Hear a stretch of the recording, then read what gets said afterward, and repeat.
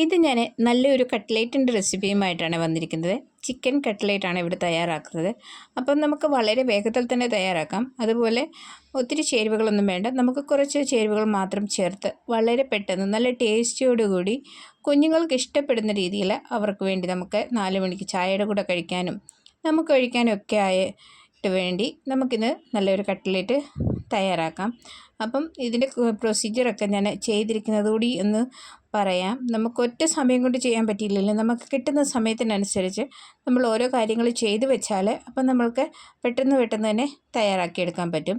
അപ്പം ഞാനിവിടെ ചിക്കനൊക്കെ ഒന്ന് വേവിച്ചെടുക്കുന്നുണ്ട്. ഉപ്പിട്ട് അതിലേക്ക് കുറച്ച് കുരുമുളകും ഇച്ചിരി മഞ്ഞളും ഒക്കെ ചേർത്തൊന്ന് വേവിച്ചെടുക്കാം. കട്ട്ലേറ്റിന് എനിക്ക് തോന്നുന്നു മഞ്ഞൾ ചേർക്കില്ലായിരിക്കാമെന്ന്. എന്നാലും അവരുടെ ഇഷ്ടത്തിനനുസരിച്ച് ചേർക്കുക. ഞാനിവിടെ ഇച്ചിരി മഞ്ഞൾ കൂടി ചേർത്തിട്ടുണ്ട്. അപ്പം ഞാനിത് ഉച്ചയ്ക്ക് ഒന്ന് വേവിച്ച് വെച്ചിട്ടുണ്ട്. അപ്പം നമുക്ക് 4 മണിക്ക് ചായയുടെ കൂടെ കഴിക്കാനല്ലേ. 4 മണിക്ക് ചെയ്തതിനെക്കാട്ടും നല്ലത് നമ്മൾ ഉച്ചയ്ക്ക് വേണ്ടി ചോറ് തയ്യാറാക്കുന്ന സമയത്ത് ഇതുകൂടെ ഒരു സൈഡിലേക്ക് അടുപ്പിലേക്ക് വെച്ചു. അപ്പം അതുകൂടി ഒന്ന് വെന്ത് കിട്ടി. അതുപോലെ തന്നെ ഉച്ചയ്ക്ക് തന്നെ ഞാൻ ഉരുളക്കിഴങ്ങും ഒരെണ്ണം ഇതുപോലെ ഒന്ന് കുക്കറിനകത്ത് വേവിച്ച് വെച്ചു. ഇനി ഇത് നമുക്ക് ഇതുപോലെ വെന്ത് കഴിയുമ്പം ഇതൊന്ന് നല്ലവണ്ണം മിക്സിയുടെ ജാറിലിട്ട് ഒന്ന് ക്രഷ് ചെയ്തെടുക്കണം. ഒന്ന് 2 പ്രാവശ്യം ഒന്ന് കറക്കിയാൽ മതി. നല്ലവണ്ണം ഒന്ന് പൊടിഞ്ഞ് കിട്ടും. അതൊന്ന് തണുത്തതിന് ശേഷം മിക്സിയുടെ ജാറിലേക്ക് ഇട്ടൊന്ന് പൊടിച്ചെടുക്കാം. അപ്പോൾ ഇത് ഞാനെല്ലാം ഉച്ചയ്ക്ക് ചെയ്ത് വെച്ച്. ഇനി ഇത് നമുക്ക് ഒന്ന് മസാല കൂടി തയ്യാറാക്കി വെക്കാം. പാനിലേക്ക് എണ്ണ ഒഴിച്ച് കൊടുത്തു. അതിലേക്ക് ആവശ്യത്തിന് വെളുത്തുള്ളി ചേർത്ത് കൊടുത്തിട്ടുണ്ട്. വെളുത്തുള്ളി ഒന്ന് ചെറുതായി മൂത്ത് കഴിയുമ്പം അതിലേക്ക് ഇഞ്ചി അരിഞ്ഞതും പച്ചമുളക് ചെറുതായി അരിഞ്ഞതും പിന്നെ കുറച്ച് കറിവേപ്പില കൂടി ചേർത്ത് ഇതൊന്ന് ഇളക്കി കൊടുക്കാം. ഇതൊന്ന് നല്ലവണ്ണം വഴന്ന് വരുമ്പം അതിലേക്ക് നമുക്ക് ചെറുതായി കൊത്തി അരിഞ്ഞ സവാള ഉള്ളി കൂടി ചേർത്ത് കൊടുക്കാം. ഇനി ഇതൊന്ന് നല്ലവണ്ണം ഇളക്കി നല്ലവണ്ണം ഒന്ന് വഴന്ന് വരണം.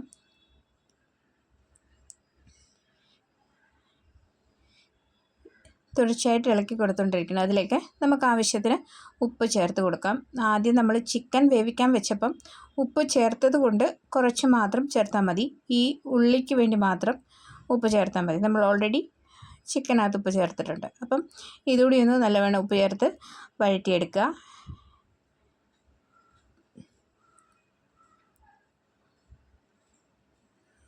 നല്ലവണ്ണം ഒന്ന് വഴന്ന് വരുമ്പം നമുക്കിനി ബാക്കി ചേരുവകൾ കൂടി ചേർക്കണം. അതിൻ്റെ ഇടയ്ക്ക് പൊടികൾ ചേർത്ത് കൊടുക്കാം.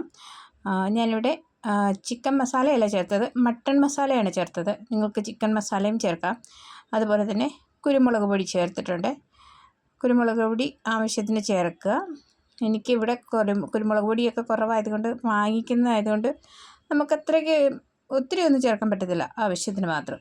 അപ്പം ഞാനൊന്ന് ചേർത്ത് ഇതുകൂടി ചേർത്തൊന്ന് ഇളക്കിയിട്ടുണ്ട്.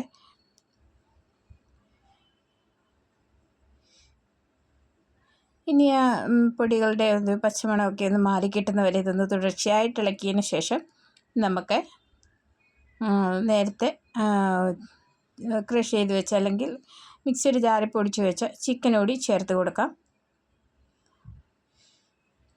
ഇനി ഇതൊന്ന് നല്ലവണ്ണം ഇളക്കാം. ഇതിലേക്ക് നമുക്കിനി ഉരുളക്കിഴങ്ങ് ഉടച്ച് വെച്ചിരിക്കുന്ന അതുകൂടി ചേർത്ത് കൊടുക്കണം.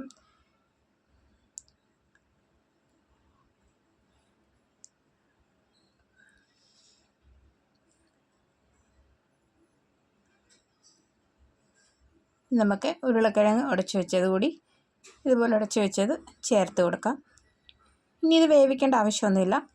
തീ ഓഫ് ചെയ്തിട്ട് തന്നെ നമുക്കിതൊന്ന് ഇളക്കി ഇനി ഇത് തണുത്ത് കഴിയുമ്പം നല്ലവണ്ണം കൈ കൊണ്ടൊന്ന് കുഴച്ചെടുക്കണം. ഇത്രയും കാര്യങ്ങൾ ഞാൻ ഉച്ചയ്ക്ക് തന്നെ ചെയ്ത് വെച്ചു. കാരണം വൈകിട്ട് നമുക്ക് 4 മണിക്ക് ചായയുടെ കൂടെ കഴിക്കാനാണെങ്കിൽ പിന്നെ അത്രയും സമയം വേസ്റ്റ് ആകില്ല. അതുകൊണ്ട് ഞാനിത് ഉച്ചയ്ക്ക് എല്ലാം റെഡിയാക്കി വെച്ചു. ചോറും കറിയും വെച്ച സമയം കൊണ്ട് ഇതും കൂടി ഒരു സൈഡിൽ അങ്ങനെ തയ്യാറാക്കി വെച്ചിട്ടുണ്ട്. അപ്പം ഇത്രയും ഞാൻ തയ്യാറാക്കി വെച്ചു. ഇനി 4 മണിക്ക് നമ്മൾക്ക് ആവശ്യമായത് ബ്രെഡിൻ്റെ പൊടി എടുത്തിട്ടുണ്ട്. ബ്രെഡ് ചെറുതായിട്ടൊന്ന് ചൂടാക്കി മിക്സിയുടെ ജാറിലിട്ടൊന്ന് പൊടിച്ചെടുത്ത്, അല്ലെങ്കിൽ കടകളിൽ നിന്ന് വാങ്ങിക്കാനും കിട്ടുമല്ലോ ഇപ്പോൾ ബ്രെഡിൻ്റെ പൊടി. അപ്പം അങ്ങനെ അതിലേക്ക് പിന്നെ 2 മുട്ട കൂടി ഉടച്ചൊന്ന് എടുത്ത് വെച്ചു. ഇനി നമുക്ക് ഞാനിതെല്ലാം ഒന്ന് കുഴച്ചെടുത്തിട്ടുണ്ട്. ഉച്ചയ്ക്ക് ഉണ്ടാക്കിയ കൂട്ട് അതെല്ലാം കൂടി ഒന്ന് കുഴച്ചെടുത്തു. ഇനി ഈ ഷേപ്പിൽ ഏത് ഷേപ്പിൽ വേണമെങ്കിലും നമുക്ക് കട്ട്ലേറ്റ് ഉണ്ടാക്കാം. ഞാനിതുപോലെ ഒരു ഉരുളയായിട്ട് ആദ്യം എടുത്ത് പിന്നെ നമ്മൾ കട്ട്ലേറ്റിൻ്റെ ഷേപ്പാക്കി ഇതൊന്ന് സൈഡിലേക്ക് വെക്കാം.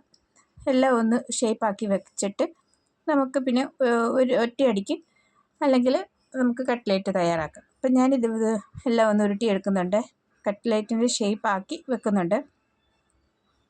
പിന്നെ നിങ്ങൾ ആദ്യമായിട്ടാണ് എൻ്റെ വീഡിയോ കാണുന്നതെങ്കിൽ നിങ്ങളുടെ അഭിപ്രായം അറിയിക്കുക, അതുപോലെ സപ്പോർട്ട് ചെയ്യുക. അപ്പം ഇതുപോലെ ഞാൻ ഒന്ന് കട്ട്ലേറ്റിൻ്റെ ഷേപ്പാക്കി ഒന്ന് വെച്ചിട്ടുണ്ട്. ഏത് രീതിയിൽ വേണമെങ്കിലും എടുക്കാം. ഞാനിത് റൗണ്ടാക്കി എടുത്തിട്ടുണ്ട്, നമുക്ക് സ്ക്വയറാക്കി എടുക്കാം. പിന്നെ ഞാൻ വേറൊരു ഷേപ്പിൽ കൂടി കട്ട്ലേറ്റ് ചെയ്തെടുക്കുന്നുണ്ട്. അപ്പോൾ നിങ്ങൾക്ക് ഇഷ്ടമുള്ള രീതിയിൽ ഷേപ്പാക്കി എടുക്കുക. ഈ രീതിയിൽ ഇച്ചിരി നീളത്തിൽ ഈ രീതിയിൽ ഒന്ന് കട്ട്ലേറ്റ് ആക്കി എടുക്കുന്നുണ്ട്.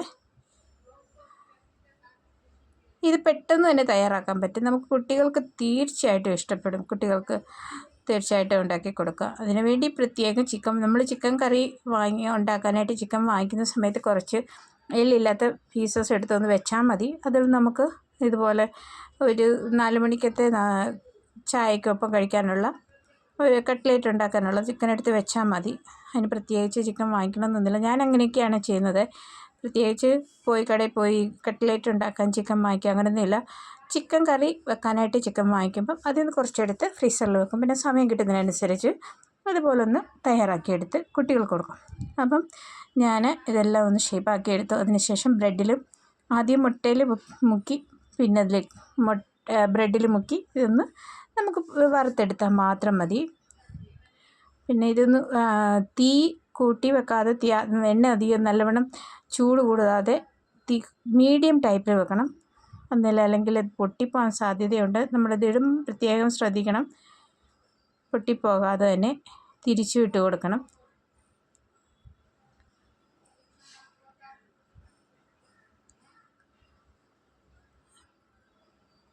ഞാനിവിടെ ആദ്യം ഒരു 2-3 എണ്ണ ഇട്ട് കൊടുത്തുള്ളൂ. എനിക്ക് പേടി തോന്നി, കാരണം പൊട്ടിപ്പോകുമോ എന്നുള്ളൊരു സംശയം ഉണ്ടായിരുന്നു. അതുകൊണ്ട് ഞാൻ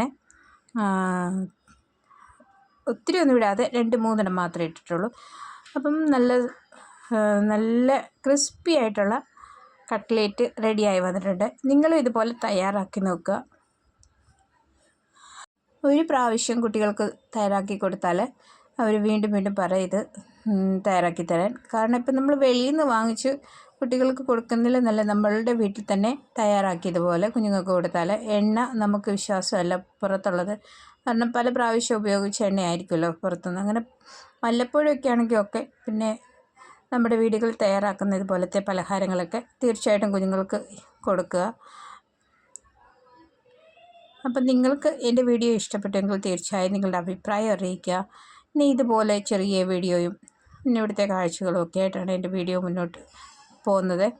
അപ്പം നിങ്ങളുടെ അഭിപ്രായം തീർച്ചയായിട്ടും അറിയിക്കുക. ഇതിൻ്റെ കൂടി ഞാൻ ടൊമാറ്റോ കെച്ചപ്പ് കൂടെ എടുത്തിട്ടുണ്ട്. ടൊമാറ്റോ സോസ് നല്ല സൂപ്പർ കോമ്പിനേഷനാണ്. അപ്പം ഇതുപോലെ ഉണ്ടാക്കി കഴിച്ചിട്ട് നിങ്ങളുടെ അഭിപ്രായം പറയുക. അപ്പം നമുക്ക് അടുത്ത വീഡിയോയിൽ കാണാം. ഓക്കേ.